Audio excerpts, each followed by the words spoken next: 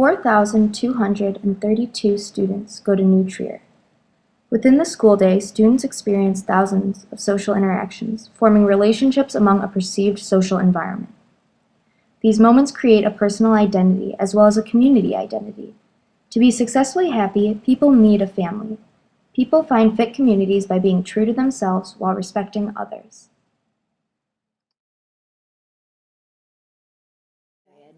According to, there's a developmental psychologist named Eric Erickson, and he says that basically adolescence is a time for us to kind of try on these different cliques.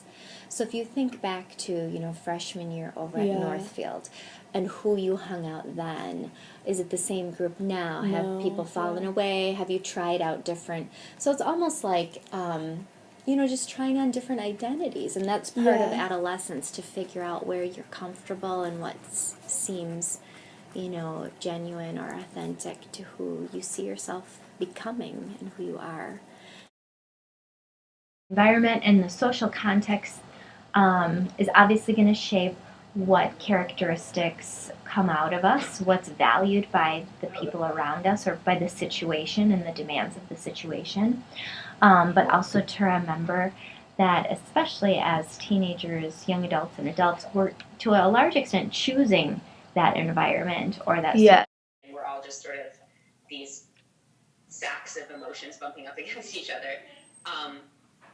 It's, for me, I like to think about what kind of society it creates to think about one of those two scenarios. So it's like, this is kind of, neoliberal, capitalist, atomized individualism, whatever, right? It's like, we're all out for our own gain. We're all sort of competing for a certain, set of resources or spaces or whatever. We're all,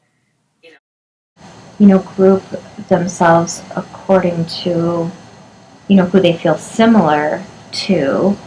And if somebody has the same interests or questions, people also have inherent curiosity to try new things, to get to know about new people, new hobbies, new ideas too. So I guess that. New Trier favors individual culture, but the communities are exclusive due to personal insecurities. Cultures focus on self-identity is more important in an individualistic culture. In a collectivist culture, group harmony and conformity would be valued more. How to maintain your individuality when you have this constant barrage of be this and do this and look like this. Of insecurity, of there is a right and wrong answer, and you better get it right. And so there's kind of almost that threat orientation. And so you're afraid to. And so, that might produce kind of a defense mechanism of constantly looking for fault in other people instead of looking at myself. Students who are insecure are not confident with their self-identity. They need to accept themselves for who they are. To have a successful balance between self-identity and group identity, people need to communicate and ask each other questions. So that a community allows for individuality and personal space. It allows for and respects individual initiative and autonomy and choice, right? To sort of, so what I'm hearing a little bit is that we have experiences that it's really like the collection of experiences that create who we are, and then those sort of cycle back out to the people around us. And so if a group starts to have an independent identity and you just try to replicate that, then you're not doing the real work of combining your influences. Yeah. And then that's a danger both to you, because it's impossible to say I am only just one thing, but then also it's a danger to the group because then it's not evolving either. Principles and structures and clubs that better or else is that go along with that. Every government structure has its police powers Yeah. and its and its negative consequences if you don't do what society says you're supposed to, you need to do. And if there's a couple, you you're two individual people, right? Yeah. I'm me, you're you. We come together in this space. You share certain things, but is it healthy? Is it desirable that both people are like this? Yeah. Tweedledee tweedledum? No, you're both individuals. And you want to develop and pursue your own, interests and goals and passions. A community needs to recognize the identities within the environment around them. When people successfully work together, there are more minds processing that experience, creating a much more honest, thought-out product. It is beneficial to ask questions and hear what others have to say. All people come from completely different backgrounds and experience things one way or another. People learn from each other and better the community by slowing down to think and understand each individual within the community.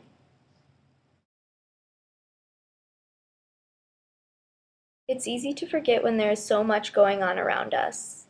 This new flood of media and information coming at us is, that lack of downtime to process for yourself, to make decisions for yourself, to think critically about the information, all of the information that you're getting, because we are exposed to so much, whether it's, music or schools or the iPads or television or film or magazines or even posters on bus stops while you're waiting for the bus in the morning, that we are so constantly flooded with all of this information, and we have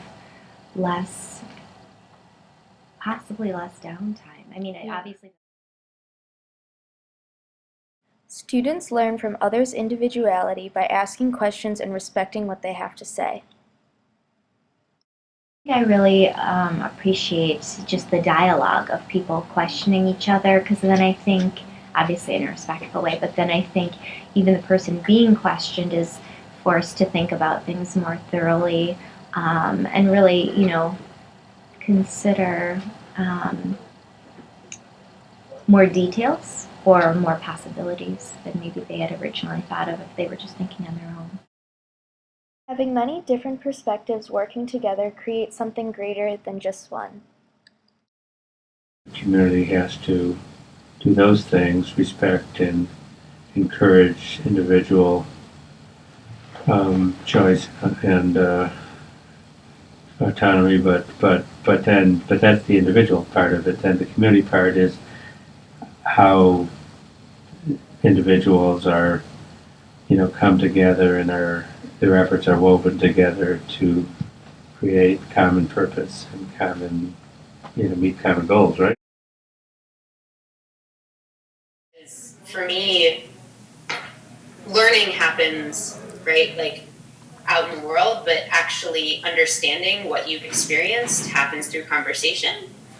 And if you're not around other people who can talk with you about what you've experienced, then it's really hard to understand what you've done.